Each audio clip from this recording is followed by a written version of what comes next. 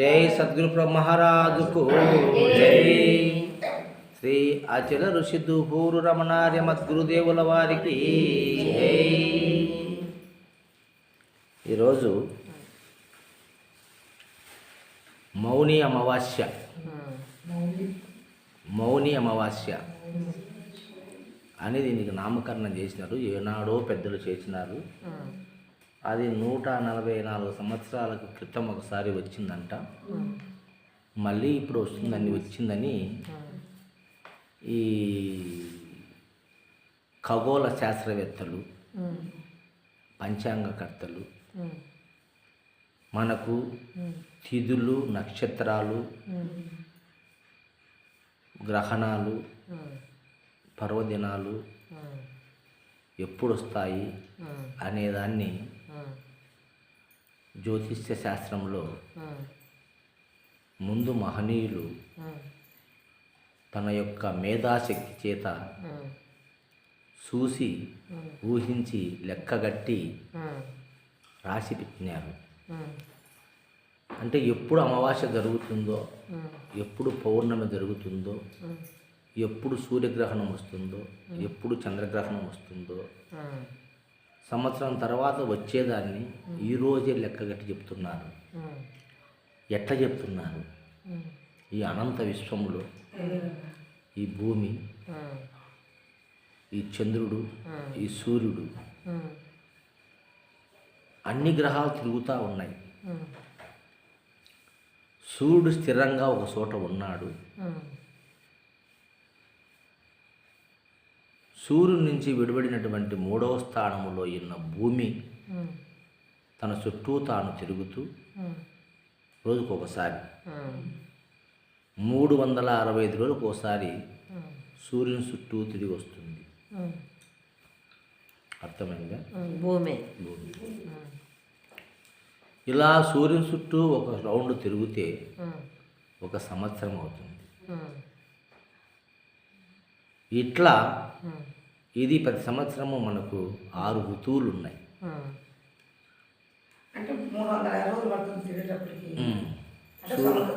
సంవత్సరం సూర్యుని చుట్టూ తిరుగుకోసరికి సంవత్సరం పడుతుంది.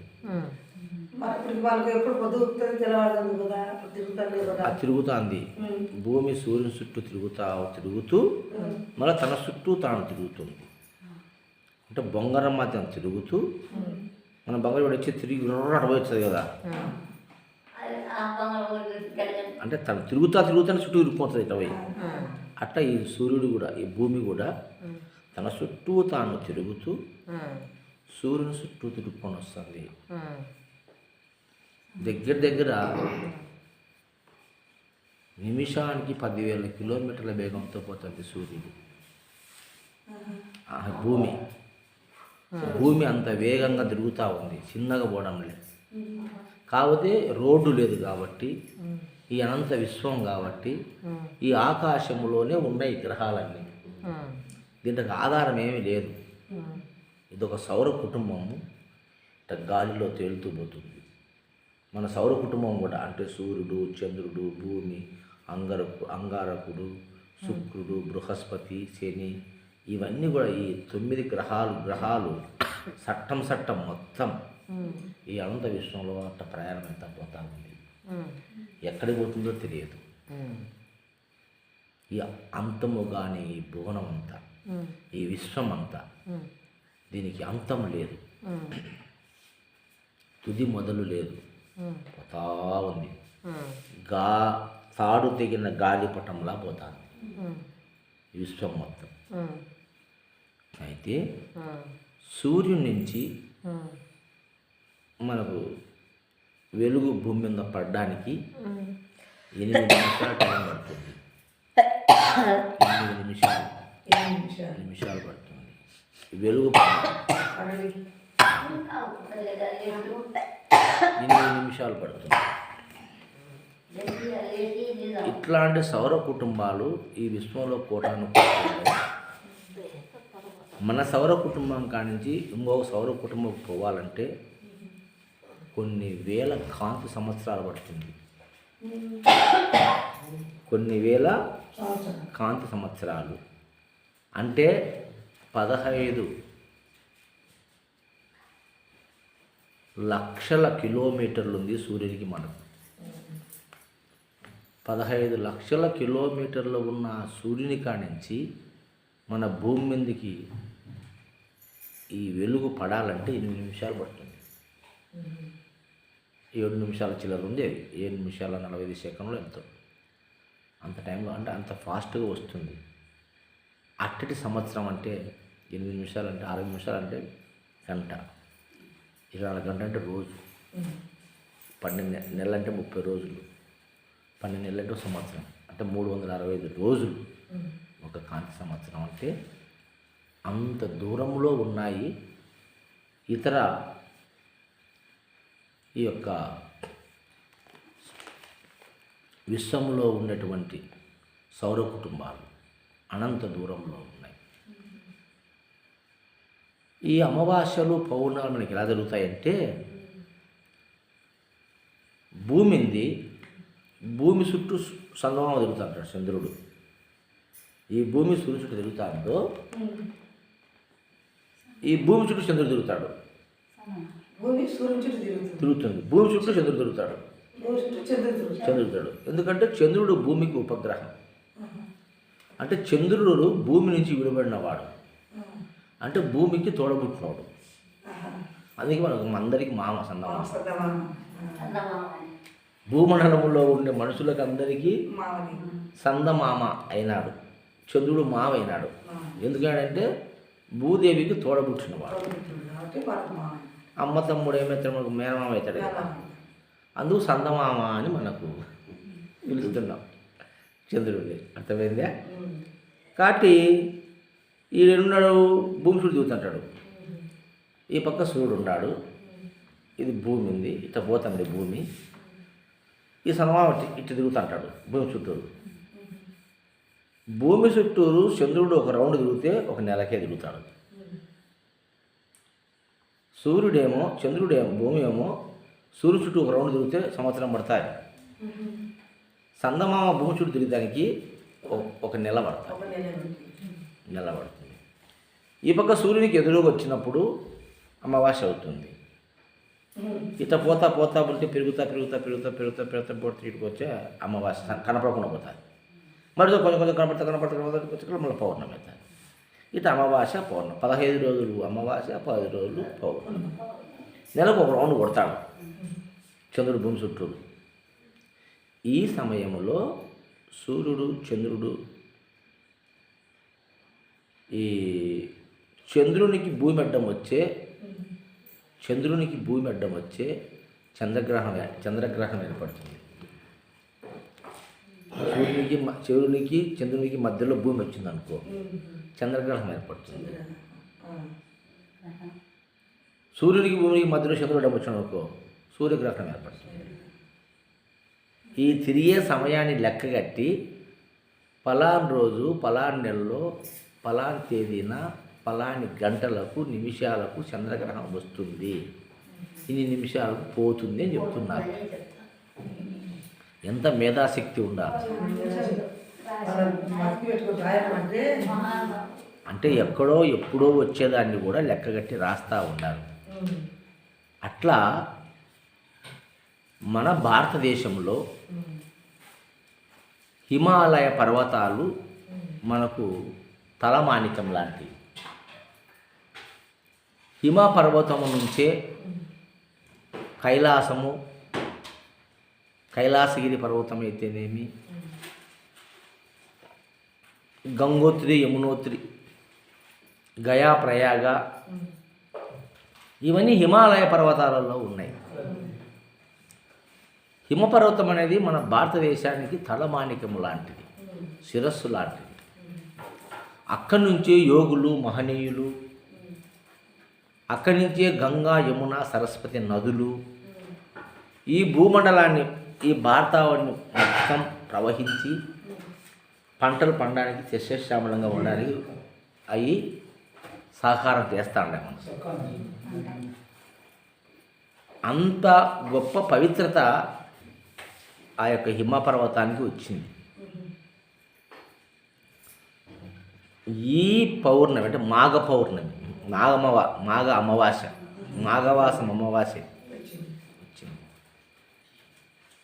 మాఘమాసం మొదలవుతుంది, అమావాస్య మొదలు, ఈ అమావాస్యతో స్టార్ట్ అవుతుంది మాఘమాసం.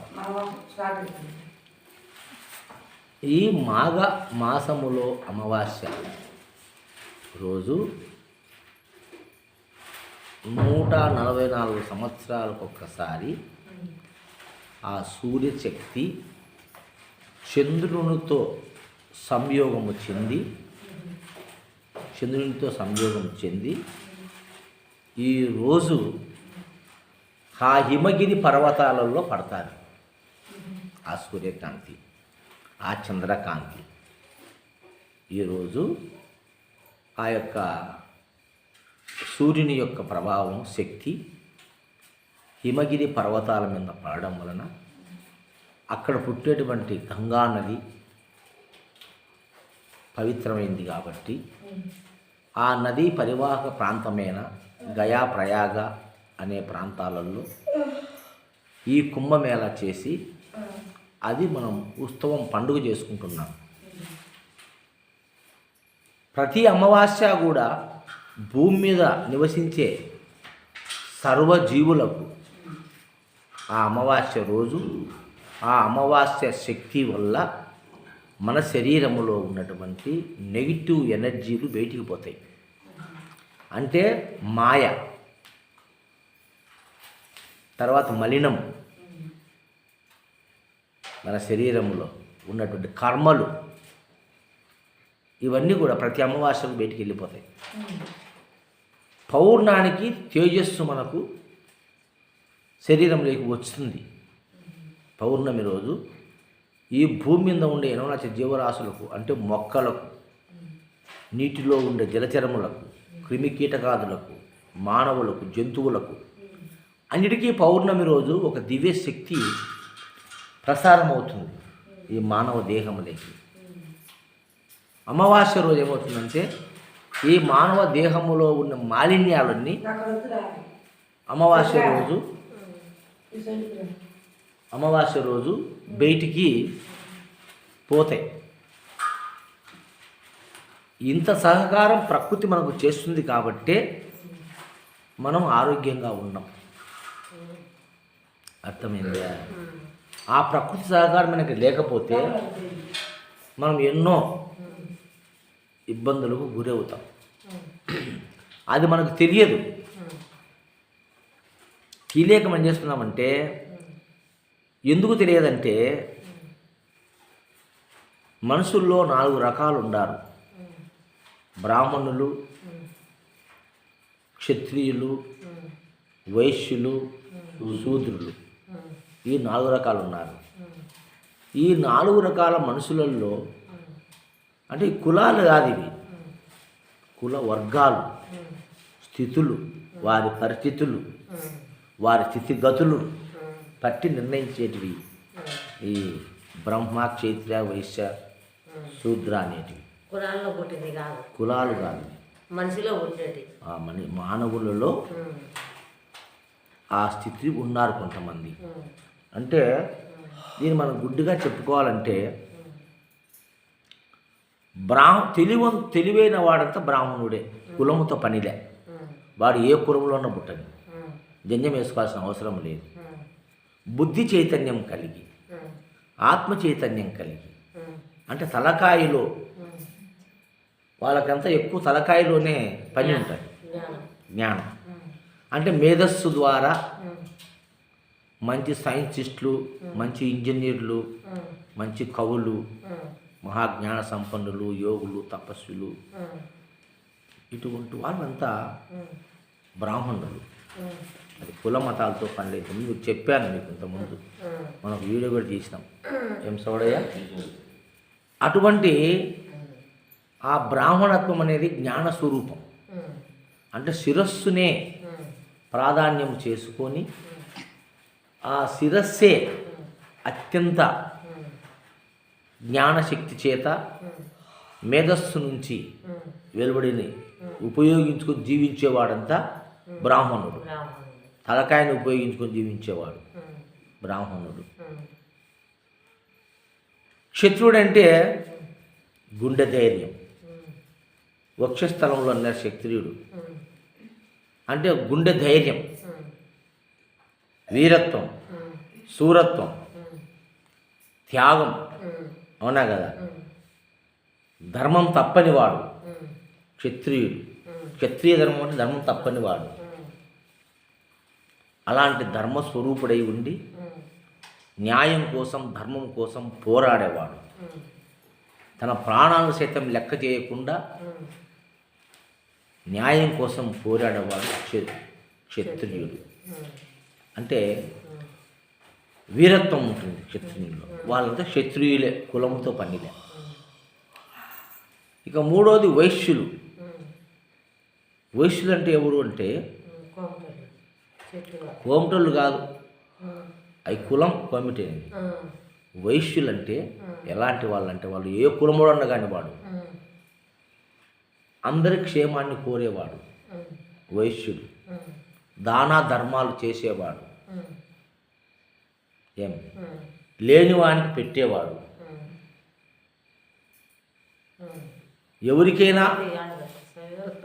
ఎవరికైనా అంటే శెట్టిగారు కాదు, వైశ్యులంటే అది కులం. అది నేను చెప్పేది వర్ణం చెప్తున్నా. వాడు మాదిగోడు కావచ్చు, మాలోడు కావచ్చు, దానికి సంబంధం లే. ఆ గుణం ఉంటే వాడు వైశ్యుడే. పెట్టే గుణం ఉంటే. గుణాన్ని బట్టి ఇక్కడ వర్ణాలు చెప్పినారు కానీ కులాలకు సంబంధం లే. కులాలు వేరు. అయితే అటువంటి గుణం ఉండి 10 మందికి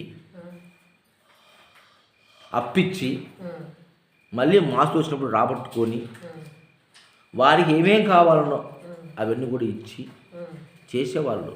ఒకనాడు వైశ్యులు అలాగనే ఉన్నారు. అంటే ఒక 100 సంవత్సరాలకు పూర్వం పోతే ఏం చూడయ్యా, వైశ్యులు పల్లెటూళ్ళల్లో మరి సరుకులంగళ్ళు పెట్టుకొని మాసులు వచ్చేంత వరకు అందరికీ అప్పులు ఇస్తున్నారు. అవునా కదా? రాసుకుంటున్నారు, ఊరికి పద్దు రాసుకొని ఇస్తున్నారు. మాసు వచ్చిన ఇంటికాడ పోయి సంచెత్తుకొని ఒడ్లో పాడో కొలుసుకొని తీసుకొని వస్తున్నారు. దాన్ని మళ్ళీ డబ్బులుగా మార్చుకొని మళ్ళీ సరుకులు తెచ్చేసి మళ్ళీ తీసుకో, తిను, పచ్చు ఉండద్దు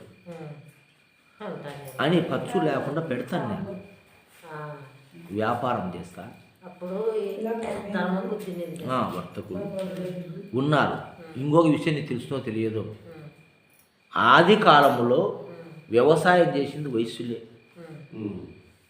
వీళ్ళు మనం ఇప్పుడు వచ్చారు, వాళ్ళని తరిమి కొట్టి భూములని ఆక్రమించుకొని ఈ బలవంతులంతా ధనికులైనారు. కానీ ఒకప్పుడు భూమి వ్యవసాయం చేసేది వైశ్యుడే. ఏం పులయ్య, చిన్నప్పుడు నాకైతే తెలుసు, నేను చిన్నతనంలో ఉన్నప్పుడు మా బొజ్జరపల్లె, ఉప్పరపల్లె, ఆ కానపల్లె, చెంచుపల్లె, ఆ 4, 5, 6 పల్లెల్లో భూములని శెట్టిగారి. ఇప్పటికి వాళ్ళ పేరు మీద బావులు ఉన్నాయి. లింగమయ్య బాయ్ అని, జూటు రామసుబ్బయ్య ఇదని, పెద్ద సావుకారి జూటు రామసుబ్బయ్య. 100 ఎకరాలు ఉంది మా ఊర్లో భూమి. అయింది ఒకటి ఉండలేదు, 100 ఎకరాలు ఉంది జూటు రామసుబ్బయ్య అంటే. అట్లా మొత్తం వైశ్యులే భూములన్నీ. తర్వాత వాళ్ళు చేసుకోలేక వ్యాపారాల్లో పడి, బంగారంగళ్ళు పనుల్లో పడి వీళ్ళకంతా గుత్తలకి ఇచ్చే, వీళ్ళు చేసుకుంటే వాళ్ళు బరువు అయితే 600 అమ్మేసి వీళ్ళకి ఇచ్చి వీళ్ళు దానికి లేదు. ఇప్పుడు మాది అంటాడు. ఏం పుల్లయ్య, నాకు తెలిసినంత వరకు మీ ఊర్లో ఎట్టుందో తెలియదు.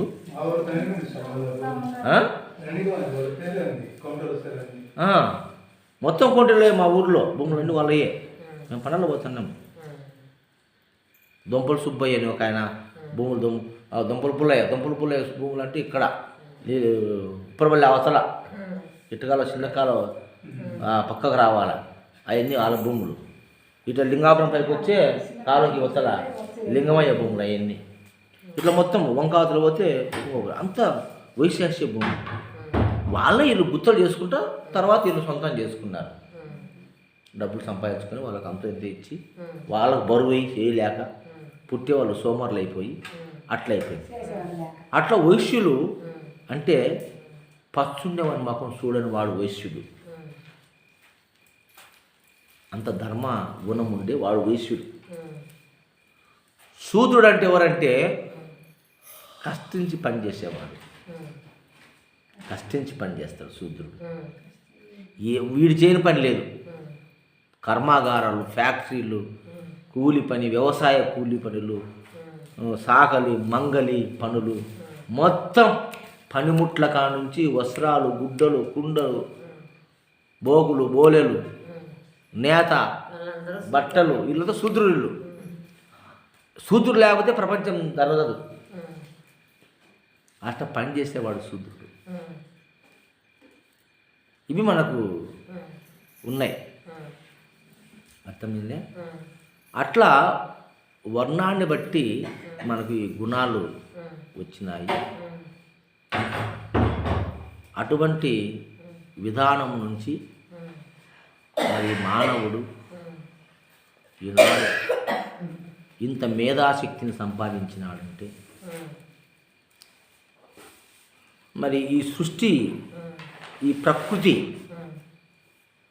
ఎంత మనకు సహకరిస్తుందో ఓసారి మనం గుర్తు చేసుకోవాలి. అవునా కదా? ఇన్ని విధాల, ఇన్ని రకాల, ఇన్ని గుణాలు ఇవన్నీ మనకి ఎక్కడి నుంచి వచ్చినాయి? ఈ పంచభూతాల నుంచే వచ్చినాయి. ఈ పంచభూతాలతో సృష్టి జరిగింది. ఈ పంచభూతాల సృష్టిలోనే మనం ఉన్నాం. అయితే దేవుడు ఎవరు అని ప్రశ్న పడినప్పుడు అనేక రకాలుగా ఎన్నో శాస్త్రాలు రాసినారు. వారి వారి జ్ఞానానుసారంగా భగవంతుడి గురించి రాసినారు. అయితే భగవంతుడు సర్వాంతర్యామి అని చెప్తున్నాను. భగవంతుడు సర్వాంతర్యామి అంటే అంతటా ఉన్నాడు. మరి నువ్వే అండవు చెప్తున్నారు వేదాంతులంతా. భగవంతుడు సర్వాంతర్యామని చెప్తున్నారు. మరి నువ్వే ఆడుండవు. సర్వము భగవంతుడే, నువ్వే ఆడుండవు. అడగాల్సిన ప్రశ్ననా కాదా?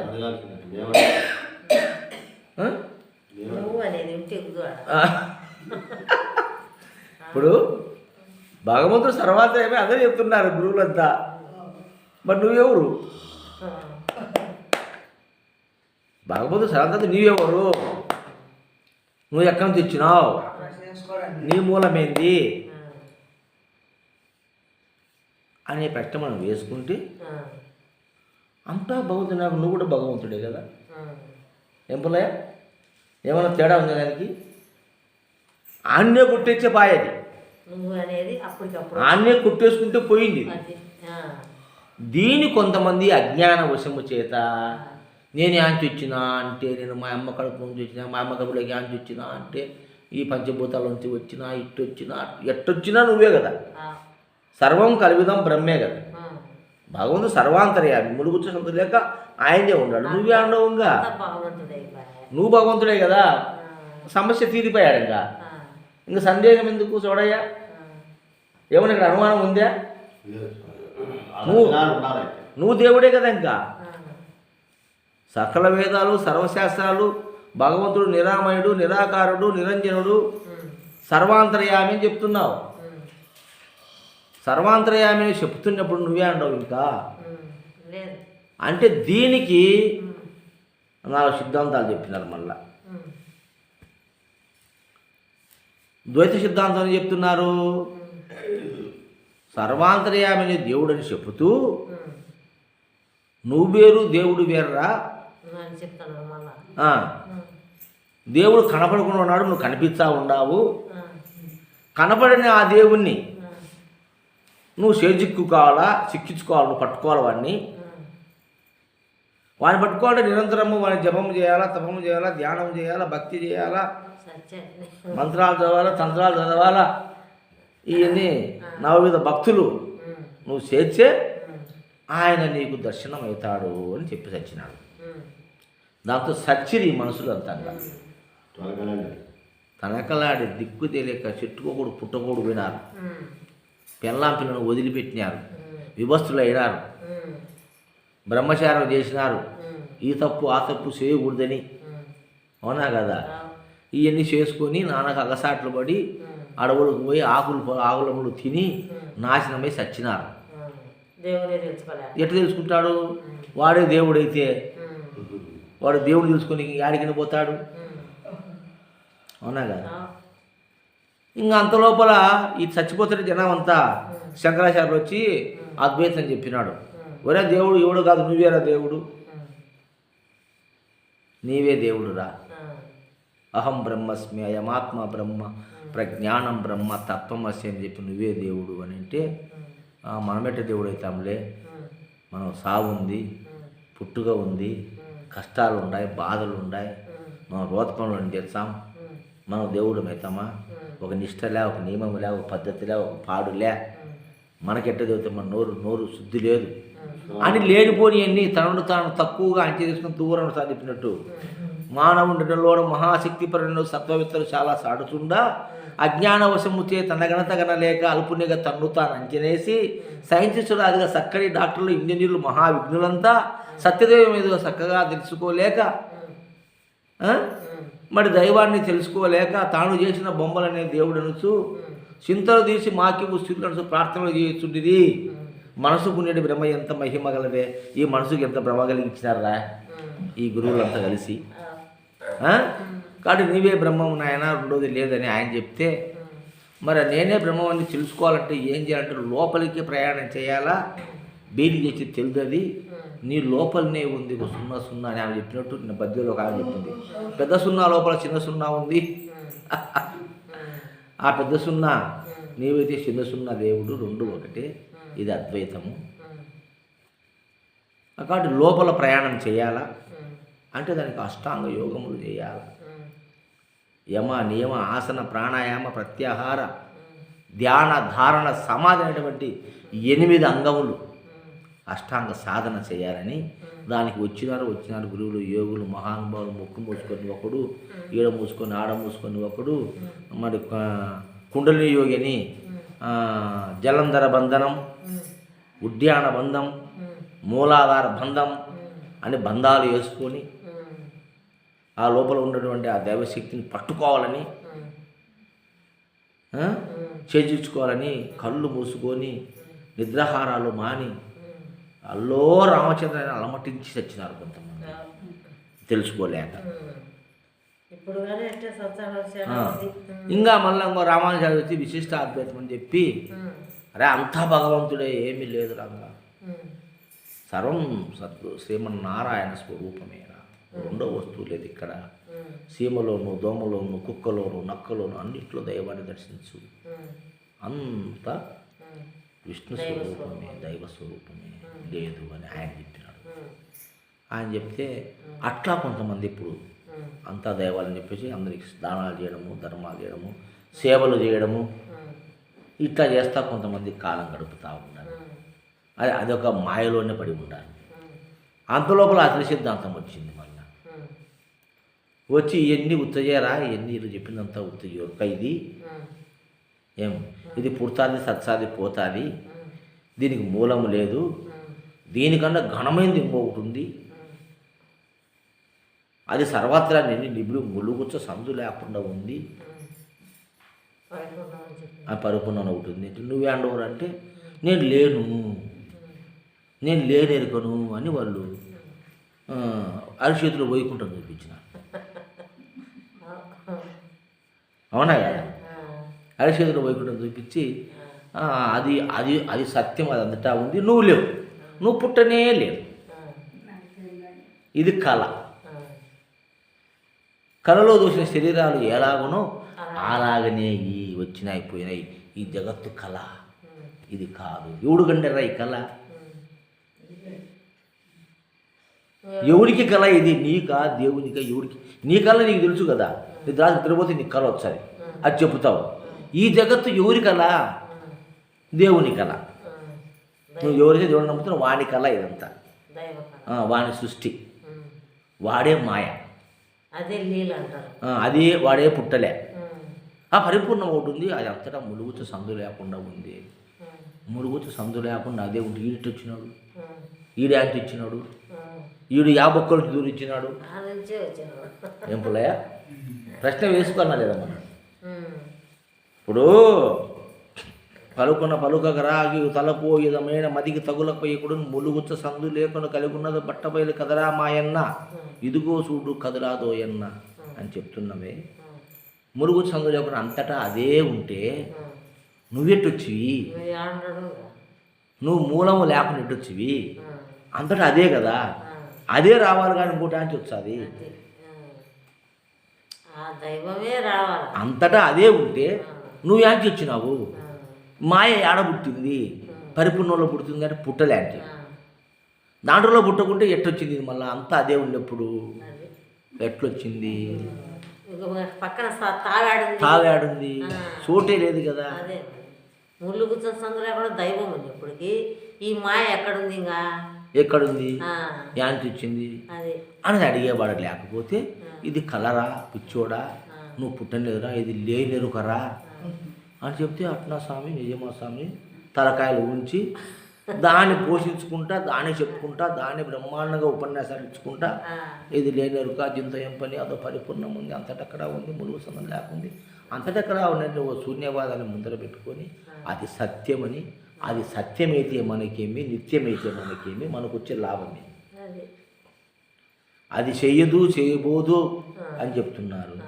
అది పుట్టదు పుట్టించదు, పుట్టే గిట్టే ఈ యొక్క దీని స్థితి దానికి తెలియదు అనుకున్నాం. మరి దాన్ని మొక్కితే మనకేమొస్తుంది? అవునా కదా? పెట్టేవాడిని మొక్కితే ఫలం వస్తుంది. పెట్టినోని ముఖ్యం ఏమో ఉపయోగం? పెట్టినోని తెలుసుకో, ఎదురాడుతో పట్టుకుంటే ఏమో ఉపయోగం వచ్చే నీకు? అవునా కదా? కాబట్టి ఇలా అనేక రకాలుగా వస్తున్నారు జనులారా. తెలిపేది ఏమంటే శాస్త్రం చెప్పింది, వేదం చెప్పింది, ఉపనిషత్తులు చెప్పినాయి, మరి దక్షిణామూర్తి చెప్పినాడు. ఆయన ఆదిగురు అని మనం పేరు పెట్టుకున్నాం. మరి ఆ దక్షిణామూర్తిని కూడా అన్ని సిద్ధాంత వాళ్ళు ముందర పెట్టుకుంటారు. అవునా కదా? సర్వం కల్వితం బ్రహ్మ, అంతా బ్రహ్మస్వరూపమే. నీలో ఉన్న ఆ చైతన్యము అంచెలంచెలుగా ఆకాశం నుంచి మార్పులు చెందుతూ చెందుతూ చెందుతూ చెందుతూ పంచభూతాలైంది. బ్రహ్మం నుంచి అవ్యక్తము, అవ్యక్తం నుంచి మహత్తు, మహత్తు నుంచి మహదాంకారము, మహదాంకారం నుంచి పంచతన్మాత్రలు, పంచతన్మాత్ర నుంచి మహాపంచభూతములు, మహాపంచభూతం నుంచి ఈ అఖిలం జగత్, ఈ 80 జీవరాశులు ఉత్పత్తి అయినాయి. అంటే దీనికి మూలం ఎవరు? బ్రహ్మం. ఆ బ్రహ్మమే ఈ జీవుడు. అందుకే దేహో దేవాలయో ప్రోక్తో జీవో దేవో సనాతన. కాబట్టి అనంతమైన ఆ దైవాన్ని మనం తెలుసుకోవాలని ఏ సాధన చేసినా వ్యర్థము. ఎందుకంటే సాధనకు అవసరం లేకుండా మనకు తెలిసిపోతుంది కదా. అవునా కదా? సాధన ఎందుకు? దీన్ని తెలుసుకోవడానికి సాధన కావాలి. కష్టపడేదానికి మనిషి కష్టపడి దానికి అంతే కదా. నేనే దైవం అని తెలుస్తుంది కదా, నేను దైవ స్వరూపం అని తెలుస్తుంది కదా విచారణ చేసుకుంటే. ఇంకా దేనికోసం వెతులాడాలి నువ్వు? ఎక్కడో దేవుడు కక్కసపడి తిరగనేల కాయములోన నిక్కము నున్న ఆత్మను మక్కువతో తెలుసుకోలేక మోసపడినావు, తిక్కాబట్టి దిమ్మలుడినావు. కాబట్టి నువ్వు ఏందో ఎత్తులాడుతున్నావు. దేనికోసం ఎత్తులాడుతున్నావు? ఎవడైతే దేవుని కోసం ఎత్తులాడుతున్నాడో వాడే దేవుడు, ఎతికేవాడే దేవుడు. అది గ్రహించు, తెలుసుకో. అటు ఇంకొక పరమ రహస్యాన్ని నిన్న ఆదివారం చెప్పుకున్నాము, అది మీకు చెప్తా వినండి. మనకు జాగ్రత్త స్వప్న, సుషుప్తి, తురీయము, తురియాచితం అని చెప్తున్నారు. 5 అవస్థలు ఉన్నాయని. అవునా కదా? అంటే నువ్వెవరంటే జీవుడు. జీవుడు దేవుడైతే మిగతా 2 అవస్థలు తెలుస్తాయి, తురియం, తురియాచితం. నువ్వు జీవుడుగా ఉన్నంత వరకు నీకు 3 అవస్థలు, జాగ్రత్త, స్వప్న, సుషుప్తి. 3 మనకందరికీ తెలుస్తుంది, మనుషులకు అందరికీ తెలుస్తూ ఉంది. జాగ్రత్త దీన్ని 5 భూతములే 5 అవస్థలు అని చెప్పినాను నేను. 5 భూతములే 5 అవస్థలు. ఇంకా క్లారిటీగా చెప్తా ఈరోజు. భూమి ఉంది. భూమి ప్రత్యక్షంగా ఉంది. అవునా కదా? రూపనామాదులతో కూడుకొని ఉంది. సమస్త రూపాలన్నీ భూమి నుంచే ఉత్పత్తి అవుతున్నాయి. అవునా కదా? సమస్త రూపాలన్నీ భూమి నుంచే ఉత్పత్తి అవుతున్నాయి. కాబట్టి జాగ్రత్త అవస్థనందు మనం రూపనామాదుల్ని చూస్తున్నాం, రూపనామాదుల్ని తింటున్నాం, రూపనామాదుల్ని చేవిస్తూ ఉన్నాం, రూపనామాదులతో తృప్తి పడుతున్నాం, రూపనామాలతో సహవాసం చేస్తున్నాం, రూపనామాలతో బంధాలు పెట్టుకున్నాం, రూపనామాలతో విభేదాలు పెట్టుకున్నాం. సమస్తము రూపనామాదులతోనే మనము కలిసి ఉన్నాము. జాగ్రత్త అవస్థ, వెలుగువలో. అవునా కదా? దీన్ని బ్రహ్మ, ఇది భూమి, ఇది భూమి తత్వము. జాగ్రత్త అనేది భూమి తత్వము. దీని అవస్థ అన్నాము, జాగ్రత్త అవస్థ. రెండవది స్వప్న అవస్థ. స్వప్న అవస్థ జలం అని చెప్తున్నా నేను. ఎందుకంటే జలము లోపల ప్రతిబింబం కనపడుతుంది. జలముకు విష్ణువు అధిదేవుడు. శ్రీమన్నారాయణుడు పాలకడలిలో శయనిస్తున్నాడని చెప్పుకుంటున్నాము. నారాయణుడు అంటే నారము అంటే నీరు, నీటిలో ఉద్భవించిన వాడు నారాయణుడు అని చెప్పుకుంటూ మొట్టమొదట మత్స్యావతారములో నీటిలోనే నారాయణ పుట్టినాడని దశావతారాలు చెప్పుకున్నాం. అవునా కదా? అట్టి నీరు విష్ణు స్వరూపమని ఆ నీటిలో ప్రతిబింబం కనపడుతుంది. కాబట్టి ఈ రూపనామాదులన్నీ నీటిలో ఎలా ప్రతిబింబంగా కనపడుతున్నాయో అట్లా స్వప్నం వస్తుంది నీకు. ఇది నీ శరీరములో ఉన్నటువంటి బయటికి కనిపించే ఈ రూపనామాలతో ఈ శరీరమే కాకుండా కనిపించకుండా లోపల నీటి శాతం నీ శరీరంలో 72% నీ దేహంలో నీటి శాతం ఉంది. దాని ఫలితంగా నీకు స్వప్న అవస్థ వస్తూ ఉంది. అక్కడ వేరే రూపాలను దర్శిస్తున్నావు, కనపడినట్టు. అవునా? అర్థమవుతుంది? ఏం నాలక్ష్మ, బాగా వినండి, నిద్రవు ఆకండి. తరువాత ఆ స్థితి నుంచి పోతే మూడోది సుషుప్తి అవస్థ. సుషుప్తి అవస్థ సూర్యుడు అంటే అగ్నిస్వరూపం. అగ్నిస్వరూపం భస్మం చేస్తుంది. అగ్ని ఏం చేస్తుంది? భస్మం చేస్తుంది. అంటే కళను, జాగ్రత్తను రెండింటిని కాల్చేస్తుంది. నీటిని, పదార్థాన్ని కాల్చే శక్తి అగ్నికి ఉంది. అది కూడా నీ శరీరంలో ఉంది అగ్ని. అవునా కదా? నీ శరీరంలో అగ్ని ఉంది. ఆ అగ్నితత్వము ఎప్పుడైతే నీ కనులపైకి వచ్చి కనులు మబ్బులు కమ్మి కంటిలో తేమ పూర్తిగా ఆరిపోతే కన్ను మూతపడుతుంది. ఆ వేడి వల్ల కంటిలో తేమ ఆరిపోతుంది, అప్పుడు మూతపడుతుంది. ముక్కులో తేమ ఆరిపోతుంది, నోటిలో తేమ ఆరిపోతుంది, జననాంగంలో తేమ ఆరిపోతుంది.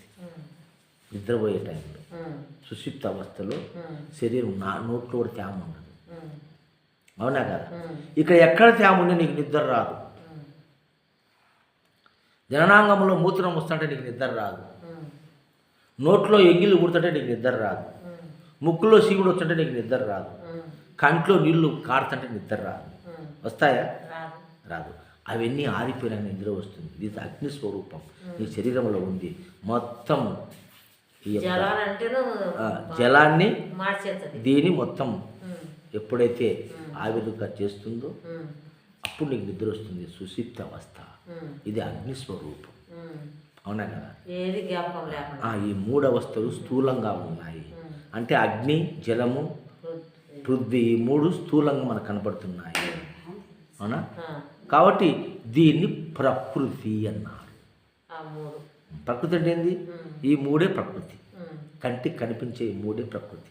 ప్రకృతి కంటికి కనిపిస్తుంది, పురుషుడు కంటికి కనపడు. ప్రకృతి పురుషుడు మనం పేరు పెట్టుకున్నాం, అవునా కదా? ఈ దేహంలో ఉన్నారు, ప్రకృతి ఉంది, పురుషుడు ఉన్నాడు. ప్రకృతిలో ఈ మూడు అవస్థలు జరుగుతున్నాయి. చీకటి వెలుగులు ఎలా ప్రపంచంలో ఉన్నాయో, ఈ భూమిలో ఏ విధంగా సృష్టి స్థితి లయములు ఉన్నాయో, అట్లాగే మానవ దేహం ఈ జీవుడు, ఇక్కడ జీవుడు అన్నారు, ఈ ప్రకృతిలో ఉండేవాడు జీవాత్మ. ఈ మూడు అనుభవిస్తుంది, ఈ మూడు స్థితులలో తిరుగుతూ ఉన్నాయి ఈ జీవాత్మ. దీనికే మూడు అవస్థలు ఉన్నాయి. జీవునికి మూడు అవస్థలు, 5 అవస్థలు కాదు, గుర్తుపెట్టుకోవాలి. అందుకే అవస్థాత్రయములు, జీవునికి అవస్థాత్రయములు అని చెప్తున్నాను, అవునా కదా? అవస్థాత్రయములు ఎవరికి? జీవునికి. కాబట్టి దేహంలో ఉండేది జీవుడు. ఏది? స్థూల దేహంలో, అంటే ప్రకృతితో నిర్మాణమైన ఈ దేహంలో జీవుడుండి 3 అవస్థలు పొందుతున్నాడు: జాగ్రత్త, స్వప్న, సుశక్తి. ఈ 3 భూమి, జలము, అగ్ని స్వరూపాలతో నిర్ణయింపబడతా ఉన్నాయి. అర్థమైందా? ఇక ప్రకృతిని పక్కన పెడితే ఇంకెవరు? పురుషుడు ఉన్నాడు ఈ దేహంలో. ఉన్నాడు ఆ దేహంలో పురుషుడు? ప్రకృతి పురుషుడు ఇద్దరు ఉన్నారు కదా. 3 అవస్థలకు అతీతంగా, 3 భూతాలకు అతీతంగా ఉండే 4వ వాడేవాడు? పురుషుడు కదా. ఎవడు ఆ 4వ వాడు? శ్వాస. అవునా? అది నీ తురీయ అవస్థ. చెప్పుకోవచ్చా? దానిలో సందేహం ఏం లేదు కదా. ఈ మూడు అవస్థలు, 3 భూతాలు అయిపోయినాయి. స్త్రీ భూతాలు. పురుషుడు ఉన్నాడు, ఆ పురుషుడే వాయుస్వరుడు, అదే శ్వాస. అవునా కదా? అది జాగ్రత్తలోనూ ఉంది, స్వప్నంలోనూ ఉంది, సుషుప్తిలోనూ ఉన్నది. అందుకే ఆ పురుషుడు ఈ యొక్క దేహాన్ని పట్టుకొని ఉన్నాడు. క్షేత్రము క్షేత్రజ్ఞుడు, అంటే ప్రకృతి పురుషులు, దేహి దేహము అని సరిపోయింది. మరి ఆ దేహి ఎవరు? ఇక్కడ పురుషుడు, అవునా కదా? ఆ చైతన్య స్వరూపుడు, అవునా? వాడే 4వ వాడు. నేనన్న 4వ దేహం. మేనన 3 మేనులు సుమ్మి, నేనన్న 4వ దేహం. మేనన 3 సుమ్మి అన్నాడు. 3 మేనులు, స్థూల సూక్ష్మ కారణమైనటువంటి 3 మేనులు. 4 అంటే సుశుక్తి. సుశుక్తి అవస్థ కాదు, స్థితి. అవస్థ అని తప్పు రాసుకున్నారు, తప్పు పలికినారని నేనంట. ఏం సౌడయ్య? అది స్థితి, అవస్థ కాదు. అవస్థలు 3 నీకు. అవస్థాత్రయములని పేరుంది దానికి. పంచ అవస్థలని ఎక్కడ లేదు, 3 అవస్థలే. 3 అవస్థలను, 3 ఈశన త్రయములు, 3 వాసన త్రయములు మనకు పూజలో ఉన్నది. పూజలో ఉన్నది 3 గుణములు, 3 దేహములు, 3 తనువులు ఉన్నాయి కదా. 3 అవస్థలు. 4వ తురీయం అనేది అవస్థ కాదు, స్థితి, ఉనికి. అది ఉనికి, అది పర్మనెంట్. అది పర్మనెంటు, ఎప్పటికీ. అదే పురుషుడు, అదే నీవు. నువ్వు ఎప్పటికి ఉన్నావు.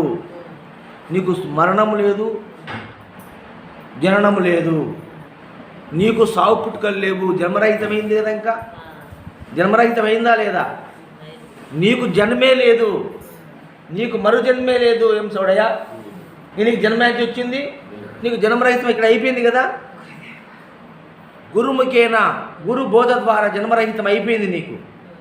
ఇంక ఎందుకు నువ్వు సాధనలు చేస్తావు? అందుకే ఏ సాధన నీకెందుకు, వీసానికి పనికిరాదు వినుమాయ్యా. నే సాధనలు చేయ విన్నది, ఏ సాధన లేనిపోతే ఎరిగింది పోకు. సాధనలను మరిగితే రాకు. ఏ సాధన జోలు నే వల్లని భాష చేసిటివేని. ఈ పరిపూర్ణ బోధ నీకు బోధ. ఇది పరిపూర్ణ బోధ. సంశయరహితమే పరిపూర్ణ బోధ. సంశయమే ఉండడమే, సంశయం ఉండడమే మనిషికి బాధ. సంశయరహితమైతే అదే పరిపూర్ణ బోధ. అందుకేం చెప్పినాడు,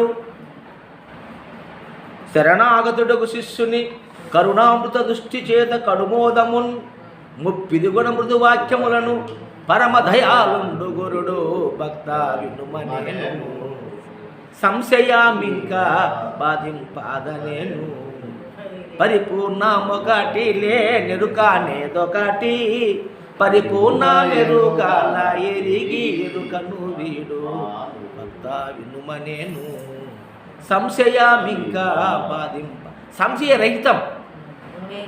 ఇక్కడ ఏ సంశయం ఉంది, అక్కడ ఇంకో స్టెప్ ఉంది. ఇప్పుడు 4వ దాడికి వచ్చినాం మనం, 5 అనకపోతే ఇంక పూర్తిగా విడవడిపోతుంది సంశయం. ఈ 4వది ఉంది, ఇది కారణమయ్యింది. ఏది సృష్టికి స్థితికి లయముకు ఇది సాక్షిగా ఉంది. ఇది సాక్షిగా ఉంది కాబట్టే నేను మేలుకున్నాను, నేను నిద్రపోయినాను, నేను కలగన్నానని చెప్తుంది ఇదే. ఏది పురుషుడు. ఈ పురుషుడు సాక్షిగా నీలో ఉండి చెప్తున్నాడు. దీన్నే మన వాళ్ళు కేవలాత్మ అని కూడా దీనికే పేరు, ఈ పురుషునికే పేరు. ఈ పురుషుడే చైతన్యము. ఇదే పూర్ణం అద్వయం అఖండ చైతన్య స్వరూపము. అద్వయం అఖండం అంతటా ఉంది, ఇది ములుగుచ్చ సందు లేకుండా. అవునా కదా? 84 జీవరాశులకు జన్మకు కారణమయ్యింది. అవునా కదా? అన్ని జీవరాశుల పోషణకు కారణమయ్యింది. అదే ప్రాణము, అదే జీవము, అదే సత్యము, అదే మార్గము. అందుకే నేరా ఏ నోటను విన్నా నేరా నేనే 4 వేదములందును ఉపనిషత్తుల నెల్ల భాషములు సన్ను చింతుతూ సర్వవేత్తలు నన్నే కొలిచిను నారాయణిగా నేరా చెప్పుకోవచ్చాడా? అది 4వ అవస్థ. అదే పురుషుడు, అదే చైతన్యము, అదే నీ ఉనికి. అది అవస్థ కాదు, స్థితి. ఉనికి ఎప్పటికీ ఉన్నది. ఈ ఉనికిలో ఈ 3 భూతాలు రూపాలు దాల్చి మళ్ళీ జరుగుతూనే ఉన్నాయి. కానీ ఈ రూపమైనటువంటి ఈ దేహాన్ని అతీతంగా వెళ్తే ఈ 3 గుణములు కానీ, 3 అవస్థలు కానీ, 3 దేహాలు కానీ దాటుకొని వస్తే 4వ స్థితి ఉంది. అదే నేనన నాలో దేహం, మేనన నాలోని 3 మేనులు సుమ్మి. మేనంటే నాలోని 3 అవస్థలు. నేను 4వ స్థితి, నేను అవస్థ కాదు. అవస్థ అంటే వచ్చిపోయేది, స్థితి రాదు పోదు. స్థితి రాదు పోదు, ఎప్పటికీ ఉండేది స్థితి. అట్లా 4వ వాడు నువ్వు. అదే తురీయము, అదే తురీయము. నువ్వు ధ్యానం చేసుకొని 4వ స్థానంలోకి పోవాలి నాయనా. కళ్ళు మూసుకొని బాగా తారకం చెయ్యాలి నాయనా. నా మాట అబద్ధం కాదు నాయనా, నిజము నాయనా, బాగా వినండి నాయనా అని చెప్పేవాళ్ళు ఆడిపోవాలంగా. ఇటువంటి పరమ రహస్యాన్ని తెలుసుకోలేక ఎప్పటికీ తారకం అనేది ఉందే కదా, అది ఉంది, తెలుసుకో. అందుకే చెప్తున్నాడు గురువు, ఏ సాధన నీకు సాధనలందు గడ్డి పోసకు సంబంధంలే, వీసానికి పనికిరావు అన్నాడు. నేను నా గురువు ద్వారా తెలుసుకునే విషయం నీకు చెప్తా విను. అయిపోయా, ఫినిష్. నీకు రోగం వచ్చింది, మాత్రం ఇచ్చా మింగు, అయిపోయా. గంటలో పారిపోతుంది అంతే. కాబట్టి ఆ విధంగా చెప్పింది ఇది. ఇక పరమపురుషుడు ఉన్నాడు ఒకడు. పురుషుని పైన కదలడట పరమపురుషుడు. చెప్తున్నారు కదలడట పరమపురుషుడు. వాడు కదలడు. దానికి మనం చెప్తున్నాడు, చెలియించనిదాకాశము చలనం బే వాయువనుచు సాటింపదగున్ చలనమే విశ్వము తానన చలనమే తను వెరుకలని జగమనిన సూత. ఈ జగత్తంతా ఈ చలనం ఈడే, ఈ 4వ వాడే, ఈ వాయువే కర్త కర్మ క్రియ అన్నీ ఈడే అయ్యి ఈ సకల చరాచర జగత్తును సృష్టిస్తున్నాడు, తన లోపల దాచుకున్నాడు, అన్నిట్లో తాను ఉంటూ తనలో సర్వాన్ని నింపుకున్నాడు. తనలో సర్వం ఉంటే అన్నిట్లో తాను ఉన్నట్టే కదా, అవునా కదా? ఇంకప్పుడు అందుకే సర్వాంతర్యామి, మూలుగుతూ సందు లేకుండా ఉన్నాడు అని చెప్పుకుంటున్నాము. అంతటా ఉన్నాడు. ఇక పరమపురుషుడైన వాడు ఉన్నాడు, అది ఆకాశతత్వం. అది చెలించదు, చలనం లేదు దానికి. వాళ్ళే చెప్తున్నారు మళ్ళా, చెలించనిది ఆకాశము, చలనం ఈ వాయువు అని తనపడి అది చెలించలేదు. చెలించండి, పుట్టేది కాదు, చచ్చేది కాదు, కదిలేది కాదు, చెలించదనమాట. అట్లా చెలించని అట్టి స్థితి పరిపూర్ణము. అది కూడా నీ మూలమే. అందులో నువ్వు వచ్చినావు, అయితే నీ లక్షణం దానికి లేదు. అందులోంచి నువ్వు వచ్చినా నీ లక్షణం దానికి లేదు. ఏం చూడ ఇక్కడ నేను, అది చెల్లించదు, నువ్వు చెల్లించవు. ఎన్ని యుగాలు ఉన్నా, ఎంతమంది వచ్చి పోయినా తాను మాత్రం చెల్లించకుండా అట్టనే. అది చెల్లించే పతనం, విశ్వమే పతనం. అది చెల్లిస్తే అనా దాన్ని అచలం అన్న. చెల్లించదంటే అచలమనే కదా, చల్లం లేదంటే అచలమనే కదా, నిశ్చలం అనే అచలమే కదా. అటువంటి ఆ అచల స్వరూపమైనటువంటి ఆ పరమ పురుషుడు, ఆధారంగా ఉన్నాడు. పరమ పురుషుడు ఆశ్రమయ్యి ఆధారమై వీడికి రావడానికి పోవడానికి చోటిచ్చి ఉన్నాడు తను. అయితే తను కర్త కాదు, భోక్త కాదు. అక్కడ చెప్పాడు కృష్ణుడు, నేను అకర్తను భోక్తను, నాలో ఒక మాయ త్రిగుణాత్మకమై సృష్టి స్థితి లయములు చేస్తుంది నాలో నేను. అది అకర్త భోక్త. అక్కడ కర్త కాదు, భోక్త కాదు, నాకు సంబంధం లేదు అని ఒక మాట చెప్పినాడు. ఆ స్థితిలో నిలబడి చెప్పినాడు. అవునా, పరిపూర్ణ స్థితిలో నిలబడి చెప్పినాడు. అందుకని పరమాత్ముడైన ఆత్మ అంటే వాయువే, బ్రహ్మం అంటే వాయువే, ఈశ్వరుడు అంటే వాయువే, పరమేశ్వరుడు అంటే పరమపురుషుడు, పరమాత్మ అంటే పరమపురుషుడు, పరబ్రహ్మం అంటే పరమపురుషుడు. ఇంకా ఆకాశానికి కావాలా ఏమున్నది? ఏమీ లేదు. అక్కడ కట్ట కడపడది, అవునా కదా? అది కట్ట కడపటి. ఇంకా ఆ పక్క ఏమీ లేదు. ఉందనుకుంటే నీ భ్రమ,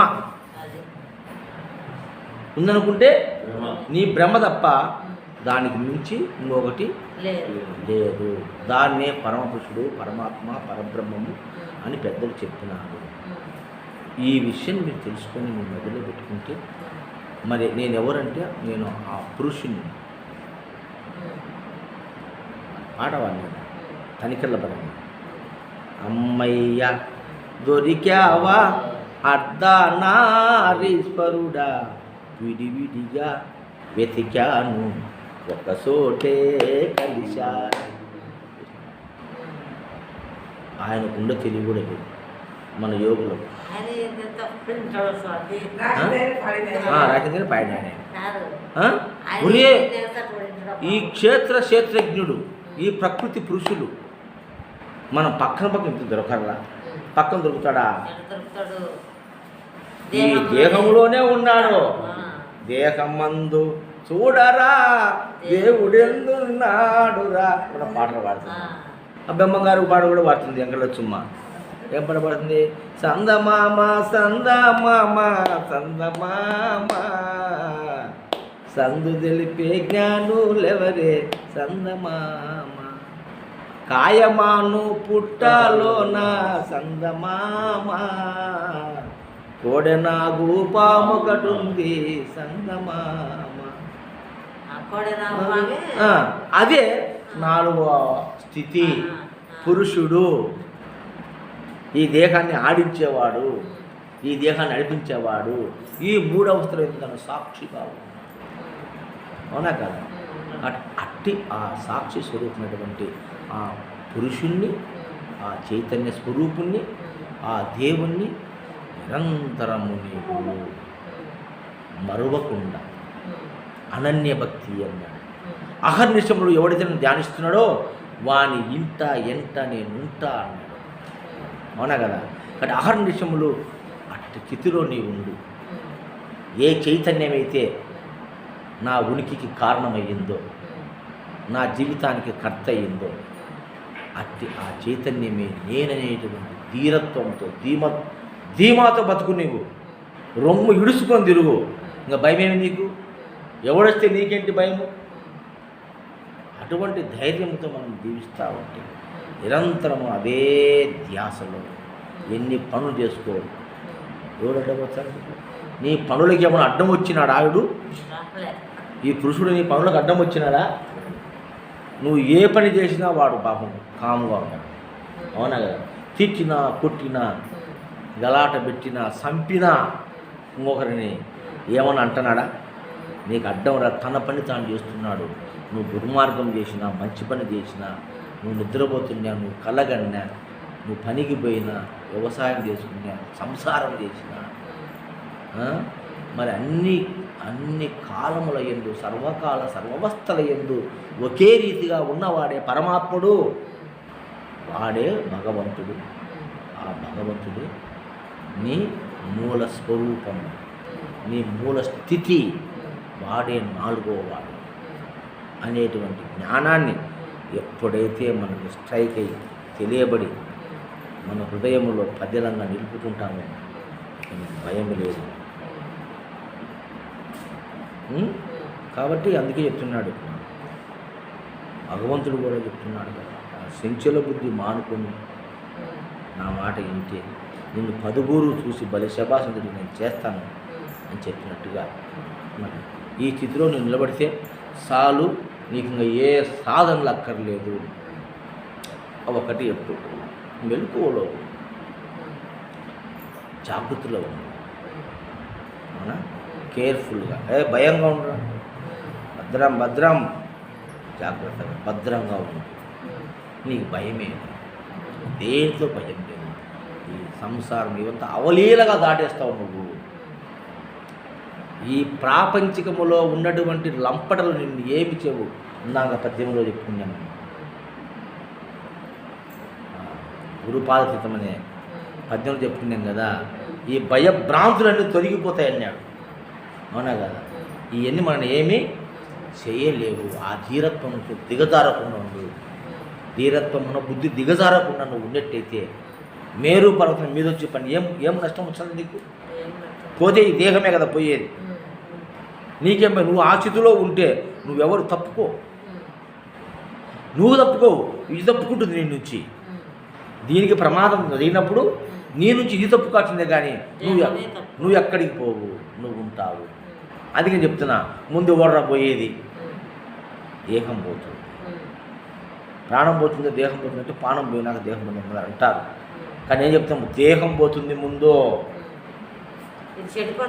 అది పోదు, ఇదే పోయేది. ఇది పొడిపోతే అది పోదు, అది అన్నీ ఉంటుంది. చెడిపోయింది ఇది అంతే. అవునా కదా?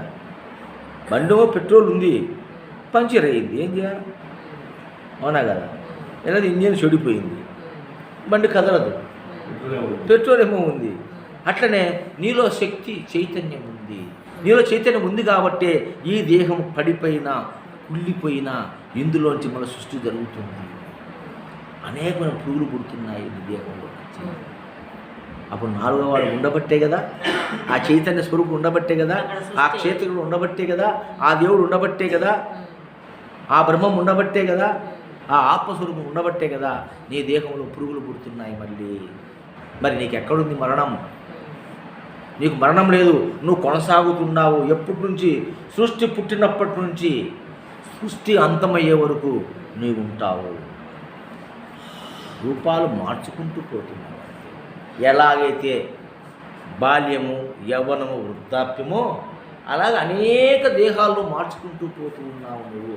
అక్కడ చెప్పిన కృష్ణుడు పరమాత్ముడు ఏమని చెప్పినాడు? శిథిలమైనటువంటి శరీరాన్ని వదిలి జీవుడు నూతన శరీరంలో ప్రవేశిస్తాడు.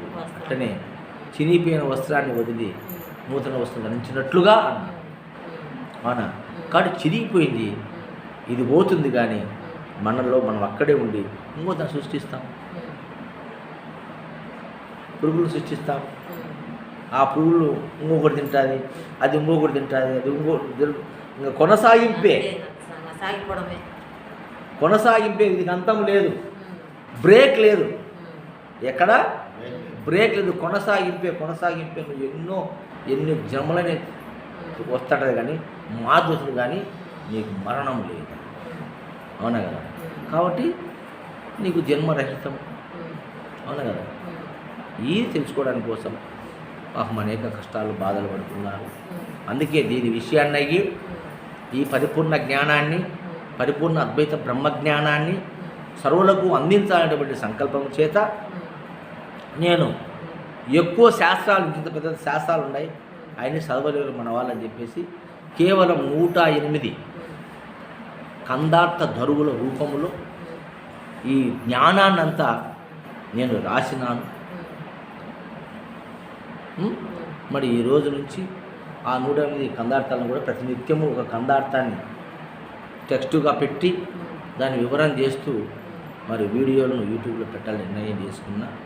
మరి దాన్ని అందరూ విని అందులో ఉన్నటువంటి పరమార్థాన్ని గ్రహించి ఆ దాన్ని పుస్తక రూపంలో రావడానికి కూడా అందరూ ప్రయత్నం చేస్తే అది గ్రంథ రూపంగా వస్తే అందరికీ ఆమోదయోగ్యంగా ఉంటుంది, అందరికీ సులభంగా ఉంటుంది. పరమార్థం అంటే అది ఏందో మాయ అనేది, మా బ్రహ్మ విద్య అంటే గొప్పదని, అది అందరికీ అర్థం కాదని, అది సన్నాతక కులాలకు అందదని, ఏదో బాపునులకు చదువుకున్నోళ్ళకి అని అందరికీ తెలియదని, ఇలా అనేక అపోహలు ఉన్నాయి ఈ దైవత్వం పైన.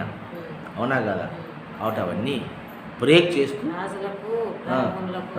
ఉన్నాయని అటువంటి బ్రేక్ చేస్తే మనము అద్భుతంగా సర్వమానవాళికి ఈ యొక్క బ్రహ్మ విద్యను అందించడం కోసమే మరి చిన్న పుస్తకాన్ని కూడా మనం ప్రింట్ చేసి 10 మందికి అందిస్తాము. ఈరోజు ఇక్కడితో మనం సెలవు తీసుకున్నాం. జయ సద్గురు మహారాజుకు.